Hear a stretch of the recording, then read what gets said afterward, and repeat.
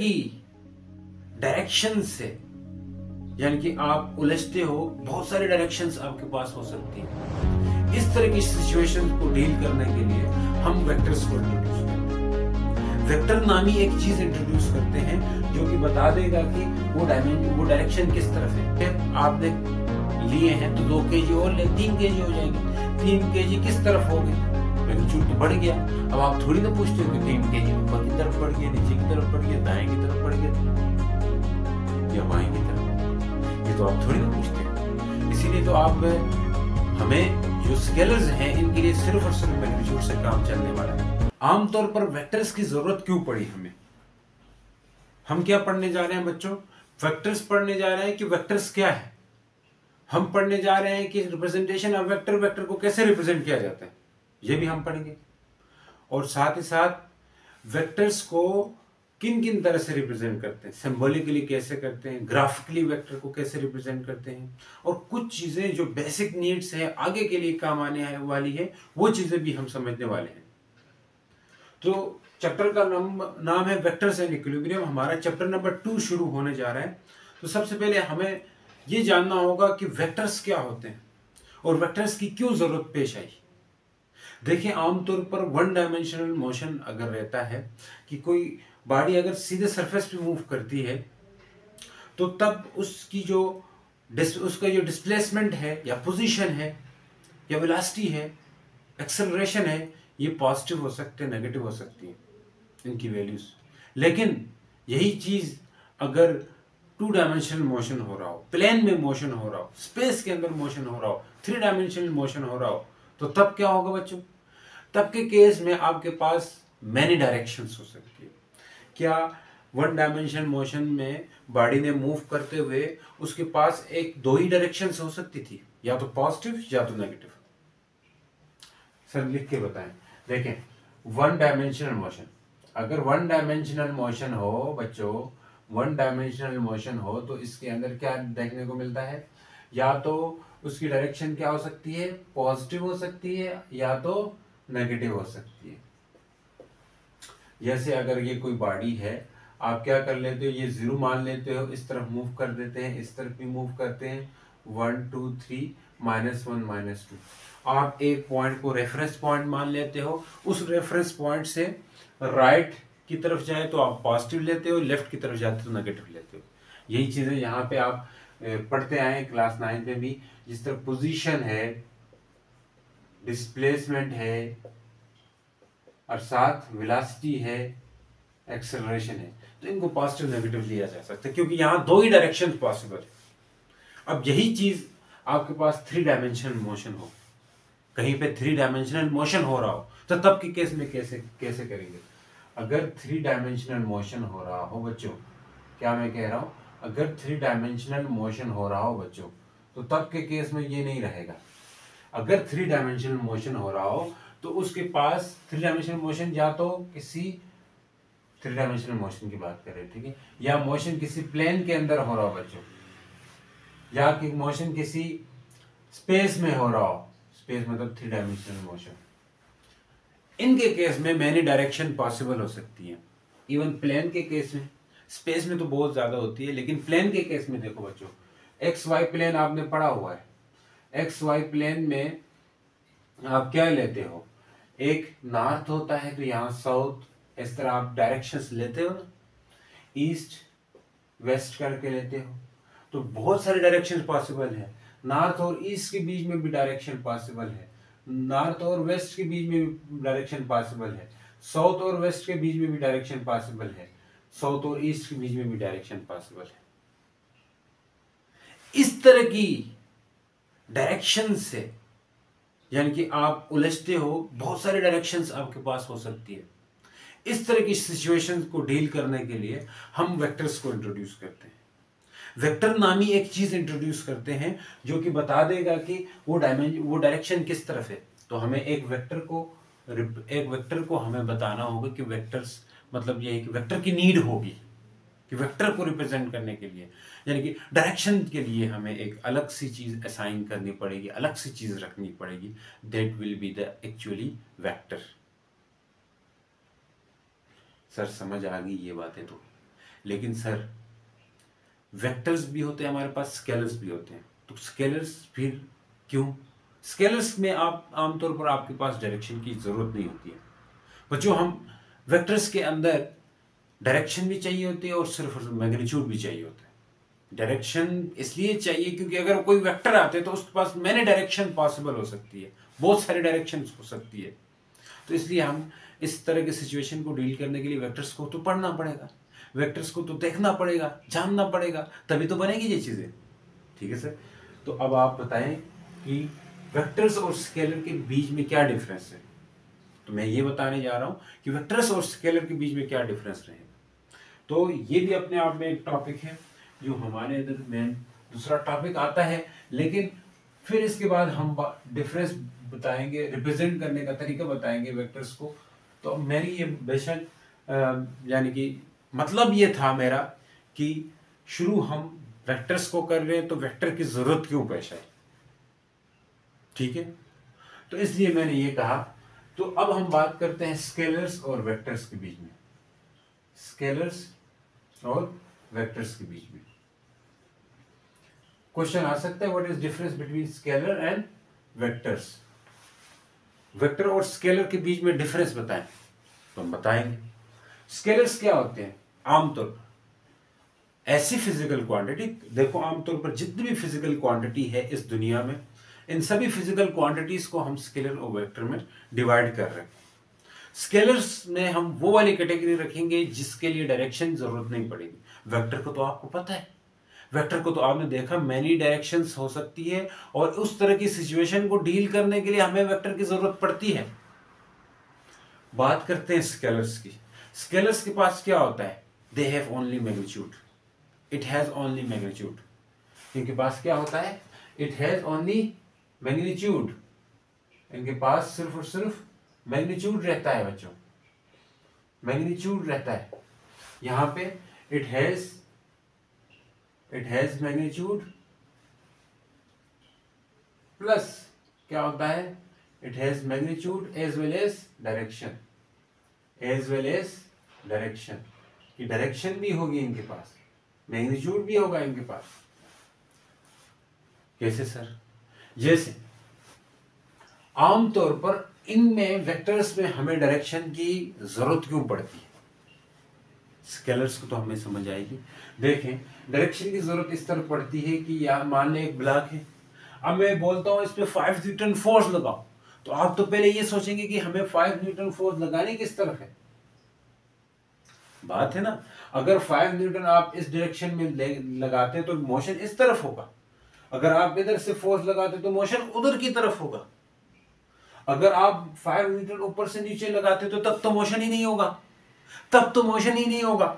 अभी आपके जहन में रहेगा कि भाई हमने 5 न्यूटन किस तरफ लगानी है फोर्स, क्योंकि 5 न्यूटन फोर्स अलग अलग डायरेक्शन में लगाने से अलग अलग तरह का बिहेवियर देखने को मिलता है। बॉडी अलग अलग तरह का मतलब हमें बिहेवियर रिजल्ट देती है, इसलिए हमें क्या करना पड़ेगा बच्चों? डायरेक्शन की जरूरत पड़ेगी। फोर्स वेक्टर है तो इसके साथ डायरेक्शन तो होनी चाहिए। इस तरह और भी वेक्टर्स हैं, इनमें डायरेक्शन बतानी लाजमी होती है। इसी वजह से अब मैं बताना जा रहा हूं मैग्नीट्यूड क्यों चाहिए होता है स्केलर्स में। सर इसकी तो समझ आई। देखो 5 न्यूटन के साथ डायरेक्शन भी चाहिए होगी वेक्टर के केस में, इसके साथ सिर्फ मैग्नीट्यूड। जितने भी देख लें आप 1 kg सेब है तो 1 kg सेब आपने लिए हैं तो 2 kg और ले 3 kg हो जाएंगे। 3 kg किस तरफ हो गए? मैग्नीट्यूड तो बढ़ गया। अब आप थोड़ी ना पूछते हो कि 3 kg ऊपर की तरफ बढ़ गया, नीचे की तरफ बढ़ गया, दाएं की तरफ बढ़ गया या बाएं की तरफ बढ़ गया, ये तो आप थोड़ी ना पूछते हो। इसीलिए तो आप हमें जो स्केलर्स हैं इनके लिए सिर्फ और सिर्फ मैग्नीट्यूड से काम चलने वाला है, तो हम नहीं लेते, सिर्फ मैग्नीट्यूड ही चाहिए। और टेम्परेचर मान लें, टेम्परेचर आपके पास क्या है? स्केलर्स है, तो टेम्परेचर आपका बॉडी का टेम्परेचर जैसे बुखार हो जाता है तो आप थोड़ी ना कहते हो कि मुझे 101 का बुखार है या 100 का बुखार है मेरे पाँव की तरफ से, सर की तरफ से, ऐसा थोड़ी ना कहते हो, क्योंकि आपको पता है वो क्या है? स्केलर्स है। आपको पता है इनके लिए डायरेक्शन नहीं चाहिए होती, तो इनकी जिनको बोलने में हमें कहने में डायरेक्शन ना चाहिए हो, कहने से ही अगले को मतलब पूरा समझ आ जाए, कोई कंफ्यूजन ना रहे, कोई कंफ्लिक्ट ना रहे, तो वो क्या है, स्केलर्स हैं। तो अब हम बात करते हैं जो स्केलर्स हैं इनको कैसे ऐड किया जाता है, या स्केलर्स है ये कब चेंज होती है। तो ये चेंज तभी होंगे स्केलर्स जब इनका मैग्नीट्यूड चेंज होगा, क्योंकि इनके पास सिर्फ मैग्नीट्यूड होगा, मैग्नीट्यूड जो ही बदलेगा तो स्केलर्स चेंज होंगे। ठीक है, it changes when magnitude change, when magnitude change. ठीक है सर, ये कब चेंज होगी, it changes when magnitude, either magnitude or direction, यानी कि either magnitude, direction or both will change, दोनों चेंज हो जाए। दोनों के केसेस में आपके पास क्या रहेगा, वेक्टर्स चेंज होंगे। ठीक है, it changes if either their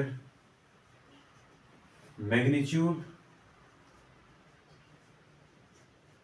direction are both changes। मतलब क्या हुआ बच्चों, ये चेंज तभी होंगी जब इनका मैग्नीट्यूड चेंज हो, डायरेक्शन चेंज हो, या दोनों को दोनों चेंज हो, या दोनों के दोनों चेंज हो। क्या मतलब है सर इसका, बताइए। देखिए, मैग्नीट्यूड चेंज होगा तभी क्या चेंज होगा, मैग्नीट्यूड चेंज होगा तब भी चेंज होती है। जैसे मान ले किसी बॉडी की वेलोसिटी 5 मीटर पर सेकंड थी, इससे 4 मीटर पर सेकंड होगी, तो अब वेलोसिटी बदलेगी, मैग्नीट्यूड ज्यादा से कम हो गया। या डायरेक्शन देखें, कोई बॉडी मान ले फिक्स स्पीड से सर्कल में घूम रही है वेलोसिटी से, मतलब इसकी स्पीड हर लम्हे इस सर्कुलर पाथ में कितनी है, 5 मीटर पर सेकंड, लेकिन इसकी डायरेक्शन चेंज हो रही है हर लम्हा बलम्हा। डायरेक्शन क्या हो रही है बच्चों, चेंज हो रही है। वेलोसिटी की डायरेक्शन चेंज हो रही है, वेलोसिटी का मैग्नीट्यूड 5 ही है, हर सेकंड में 5 ही है, लेकिन डायरेक्शन क्या हो रही है बच्चों, चेंज हो रही है। अब उसके डायरेक्शन के चेंज होने से तब भी यहां वेलोसिटी चेंज हो रही है बच्चों, तब भी वेलोसिटी चेंज हो रही है। अगर दोनों चेंज हो तब भी चेंज होगी, दोनों चेंज हो या दोनों में से एक कोई चेंज हो तब भी चेंज कहलाएगी। दोनों चेंज कैसे हो सकती है, अगर कोई आप मोड़ काटते हो तो आप डरते हुए मोड़ काटते हो ना, तो आप अपना जो गाड़ी है उसकी वेलोसिटी भी कम कर दे, तो मैग्नीट्यूड भी कम कर रहे हो और साथ टर्न भी ले रहे हो, घूम भी मुड़ते भी हो, तो एज ए रिजल्ट दोनों चेंज हो रही है, तो तब भी वेलोसिटी चेंज हो रही है। ये मैग्नीट्यूड के चेंज होने से चेंज होगी स्केलर्स, यानी कि 5 kg में से 2 kg आपने खा ली तो मैग्नीट्यूड बदल गया, तो मतलब तब भी वेक्टर चेंज होगी, डायरेक्शन की तो नहीं जरूरत ना इसके लिए। ठीक है सर, समझ आ गई। नेक्स्ट बताइए। अब देखिए, अब हम बात करते हैं ये कैसे ऐड किया जाता है। इनको ऐड करते हैं या सब्ट्रैक्ट करते हैं by using laws of algebra, algebra के लॉज लगा के। ठीक है, it can be added, it can be added by laws of algebra, it can be added by using laws of vector, using laws of vector इनको add किया जाता है। हम आगे यही वेक्टर के लॉज पढ़ेंगे। देखें, इनको ऐड करना 5 kg प्लस 2 kg करके आप क्या लिख सकते हो, 7 kg। सिंपल ऑपरेशन लगाएंगे, अलजेब्रिक ऑपरेशन। जहां ऐसे नहीं होगा, यहां मान ले एक वेक्टर, 2 वेक्टर है, एक 3 न्यूटन का है, एक 4 न्यूटन का है, ऐसे है तो इनका मैग्नीट्यूड कितना रहेगा, 3 न्यूटन प्लस 4 न्यूटन, कितना आ गया, 7 न्यूटन। सिंपली ऐड किया, डायरेक्शन सेम है इसलिए। अगर इनकी डायरेक्शन अपोजिट कर दें, डायरेक्शन अपोजिट कर दें, 3 न्यूटन 4 न्यूटन, अब की बार कितनी आएगी, 4 न्यूटन माइनस 3 न्यूटन, यानी कि 1 न्यूटन। यानी कि वेक्टर्स जो हैं वो डायरेक्शन पे डिपेंड करते हैं, ऐड होना भी डायरेक्शन पे डिपेंड करते हैं। इनकी डायरेक्शन चेंज करते जाओगे, एंगल इन दोनों वेक्टर्स के बीच में चेंज करते जाओगे, तब अलग अलग रिजल्ट देखने को मिलेगा। जैसे यहाँ पे 3 न्यूटन और 4 न्यूटन के बीच में 0 डिग्री एंगल था, तब मैक्सिमम आया 180 हुआ तो मिनिमम आया 1 न्यूटन। समझ आएगी सर? एग्जाम्पल्स तो आपको पता है। तो अब बात करते हैं हम किसके ऊपर, रिप्रेजेंटेशन ऑफ वेक्टर्स। वेक्टर्स को कैसे रिप्रेजेंट किया जाता है इसके ऊपर हम बात करते हैं। इधर इंट्रोडक्टरी लेक्चर है, इतना मुश्किल नहीं है, ठीक है, सिंपल सी चीजें हैं, इनको देख लीजिएगा। तो क्या बात करने जा रहे हैं हम बात करने जा रहे हैं रिप्रेजेंटेशन ऑफ वेक्टर, कि रिप्रेजेंट कैसे किया जाता है, वेक्टर को कैसे रिप्रेजेंट किया जाता है वो हम देखेंगे। वेक्टर्स को, vectors can be represented in a 2 ways, 2 ways में हम रिप्रेजेंट कर सकते हैं। One is graphical method, another one is a symbolical method. तो हम लिख सकते हैं इन 2 ways। फर्स्ट तरीका क्या है, ग्राफिकल या सिंबॉलिकल, ये आसान होगा, बाद में देखते हैं। सिंबॉलिकली रिप्रेजेंट किया जाता है, symbolically vector can be represented by a bold face letter, मोटे हरूफ से लिखा जाता है, या एरो ओवर हेड लिखा जाता है। वेक्टर के ऊपर, सिंबल के ऊपर एरो लगा देते हैं। तो हम लिख सकते हैं graphically, symbolically it represent by bold face letters, यानी कि मोटे हरूफ से, अगर ए है तो बड़ा मोटा सारा करके, बी है तो मोटा सारा करके, बोल्ड फेस लेटर से हम रिप्रेजेंट करते हैं, या arrow over head or below, head के ऊपर एरो लगाओ, जैसे ए है, एफ है, या इनकी बिलो लगा लो, ज्यादातर बुक्स में ऊपर ही लगाया जाता है। इस तरह हम वेक्टर्स को सिंबॉलिकली रिप्रेजेंट करते हैं। अगर सिंबॉलिकली हम इस तरह रिप्रेजेंट करते हैं, फिर ग्राफिकली किस तरह करते हैं? ग्राफिकली हम एक स्ट्रेट लाइन से रिप्रेजेंट करते हैं वेक्टर्स को। ग्राफिकली कैसे करते हैं बच्चों? ग्राफिकली ये सिंपल सी चीजें हैं जी। ग्राफिकली रिप्रेजेंटेशन,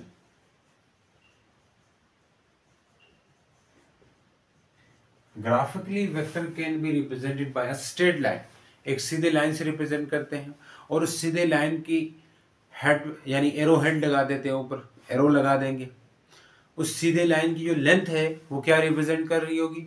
वो लेंथ है वो मैग्नीट्यूड रिप्रेजेंट करेगी, मतलब उस वेक्टर का मैग्नीट्यूड, और एरो हेड है वो रिप्रेजेंट करेगी डायरेक्शन को। हम लिख सकते हैं it represent bye a straight line, straight line से रिप्रेजेंट करते हैं, with arrow head, with arrow head over it.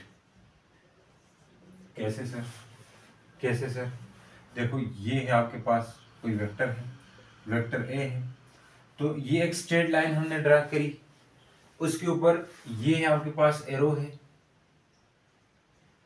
और ये आपके पास क्या है बच्चों? ये चीज क्या है? लेंथ है, जो कि क्या बताएगी? मैग्नीट्यूड बताएगी। और बच्चों ये एरो हेड क्या बताएगी? वेक्टर की डायरेक्शन बताएगी। हम इसके लिए आमतौर पर एक सुटेबल स्केल सेलेक्ट करते हैं, ऐसे थोड़ी ना होगा, एक सुटेबल स्केल सेलेक्ट करते हैं, यानी कि एक्स वाई प्लेन। तो मान लें उसके लिए हम कैसे करेंगे सुटेबल स्केल? हम आगे कार्टेशियन कोऑर्डिनेट सिस्टम पढ़ेंगे, उधर ये चीजें और सही से क्लियर होने वाली है।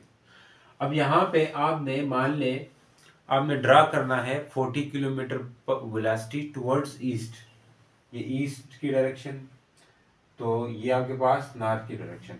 ईस्ट की डायरेक्शन में एक गाड़ी जा रही है कितनी वेलोसिटी से? 40 किलोमीटर पर आवर से। अब आपने यहाँ से स्केल करना है कि 1 सेंटीमीटर, अब यहाँ पे 40 किलोमीटर थोड़ी ना ड्रा कर सकते हो बच्चों, आप 1 सेंटीमीटर को 10 किलोमीटर पर आवर के इक्वल लोगे, तो मतलब कि 10 किलोमीटर को 1 सेंटीमीटर। तो इसी तरह 40 किलोमीटर पर आवर किसके बराबर होगा बच्चों? ये बराबर होगा 4 सेंटीमीटर के। ठीक है सर, तो 4 सेंटीमीटर की लाइन हमें यहाँ पे ड्रा करनी पड़ेगी। मान लें ये 4 सेंटीमीटर है, यहाँ तक ये 4 सेंटीमीटर की लाइन है, तो मतलब ये ईस्ट की तरफ जा रही, तो इसका मतलब है कि हमने वेक्टर को ड्रा करते हुए हमने एक लाइन बनाई और एक स्टेबल स्केल सेलेक्ट किया और डायरेक्शन के मुताबिक हमने उस वेक्टर को ग्राफ में रिप्रेजेंट किया, ग्राफ में उसको रिप्रेजेंट किया। तो आमतौर पर ग्राफ में रिप्रेजेंट करने के लिए हमें कुछ चीजें चाहिए होते हैं, कुछ वेक्टर्स चाहिए होते हैं। हमने कहा ना, डायरेक्शन के साथ डील करने के लिए हमें वेक्टर्स की जरूरत पड़ती है। अब वो वेक्टर्स ग्राफ के अंदर, कुछ वेक्टर्स को इसी तरह विदाउट एक्स वाई के ड्रा करते हैं। जैसे मैंने ये डायरेक्ट ड्रा किया था, ये मैंने एक्स वाई प्लेन बनाया, यानी कार्टेशियन प्लेन बनाया, कार्टेशियन कोऑर्डिनेट सिस्टम बनाया, यानी कि कार्टेशियन एक्सिस बनाए, उसके बाद मैंने ड्रा कर दिए। तो जो वेक्टर्स जिनको हम विदाउट, ये आपके पास भी है, विदाउट यानी कि रेफरेंस पॉइंट ड्रा करते हैं, उन वेक्टर्स को क्या कहा जाता है बच्चों? आपके उधर लिखा भी है, उन वेक्टर्स को विदाउट, जब हम कंसीडर करते हैं reference point, vector draw without reference point, vectors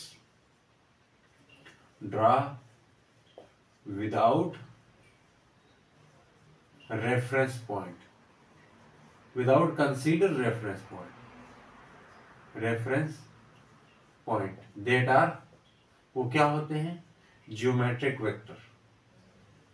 और भी वेक्टर्स की टाइप्स होती है, वो हम साथ साथ आगे करते जाएंगे। ज्योमेट्रिक, कुछ अलजेब्रिक वेक्टर्स होते हैं जिनको हम रेफरेंस पॉइंट ले लेते हैं, यानी कि ओरिजिन लेते हैं, उसके मुताबिक जो वेक्टर्स ड्रा करते हैं उनको अलजेब्रिक वेक्टर्स कहा जाता है। क्या कहा जाता है बच्चों? अलजेब्रिक वेक्टर्स कहा जाता है। ठीक है सर, अलजेब्रिक वेक्टर्स कहा जाता है। एक्स वाई प्लेन में जब हम किसी अलजेब्रिक वेक्टर को भी ड्रा करते हैं, एक कार्टेशियन एक्सिस होते हैं, इनको कार्टेशियन एक्सिस कहते हैं, जो एक्स वाई होते हैं, जो आमतौर पर एक ऑब्जेक्ट की लोकेशन बता रहे होते हैं किसी एक खास रेफरेंस पॉइंट से, तो इसे हम क्या कहेंगे? Cartesian axis. सर ये बात भी समझ आ गई। अब मैं बात बताने वाला हूँ कुछ इंपॉर्टेंट चीजें, वेक्टर्स को ड्रा करते हुए कुछ इंपॉर्टेंट चीजें जो आगे के लिए काम आएगी, डायरेक्शन के लिए आप यूज टू हो जाएंगे बच्चों, डायरेक्शन के लिए आज से यूज टू हो जाएंगे। ये एक आगे टॉपिक आने वाले हैं, उसमें भी थोड़ी ये चीजें, बहुत नहीं थोड़ी, बहुत इंपॉर्टेंट है। आमतौर पर ये डायरेक्शंस हैं आप बच्चों, हम तो नॉर्थ ईस्ट वगैरह ही लेते हैं, लेकिन इनके बीच में अगर कोई वेक्टर आ जाए तो इसके साथ कैसे डील करना है? अगर बिल्कुल बीच में आता है तो उस वक्त क्या मतलब होता है इसका? उस वक्त क्या मतलब होता है? यानी कि 45 डिग्री का इधर रहता है, 45 डिग्री का इधर होता है, इस तरह इधर भी 45, इधर भी, इधर भी, इधर भी। तो इस तरह बीच में जो वेक्टर रहेगा उसको हम इसके लिए बोलेंगे डायरेक्शन। जैसे मान लीजिए 5 न्यूटन है, तो डायरेक्शन कैसे बोलेंगे? 5 न्यूटन टुवर्ड्स नॉर्थ ईस्ट। ये आगे काम आने वाला है, ये तो आपको पता है। इधर होगा तो इसको क्या बोलेंगे? इसको बोलेंगे नॉर्थ वेस्ट। इधर होगा तो इसको साउथ ईस्ट, इसको बोलेंगे साउथ वेस्ट। सर ये तो सही है। अगर कोई वेक्टर ऐसा ना होके ऐसा हो जाए तो तब आप क्या कहेंगे? ऐसा ना होके ऐसा हो जाए तो तब आप क्या कहेंगे? मान लीजिए 30 डिग्री है, बिल्कुल नहीं है, 45 नहीं है, और ऊपर से 60 डिग्री है, यानी कि 30 डिग्री ये ईस्ट के साथ है और 60 डिग्री नॉर्थ के साथ है। तो इसको बोलने का तरीका ये है 30 degree north of east, north of east बोलेंगे इसको। अगर ऊपर से बुलाना है, इसको दो तरीकों से नाम दे सकते हैं। अगर 5 न्यूटन है तो इसी तरह 5 न्यूटन बोलोगे, तो इसके लिए 60 degree east of north, east of north बोलेंगे बच्चों, ईस्ट ऑफ नॉर्थ बोलेंगे। तो ये वाली डायरेक्शन भी स्पेसिफाई करना लाजमी है, ये वाली डायरेक्शन भी बोलना लाजमी है। तो उम्मीद करता हूँ ये लेक्चर आप लोगों को जैसे 60 सा लेक्चर था समझ आया होगा। तो मिलते हैं नेक्स्ट लेक्चर के साथ, तब तक के लिए बने रहिएगा, अपना ख्याल रखिएगा। गुड बाय, अल्लाह हाफिज।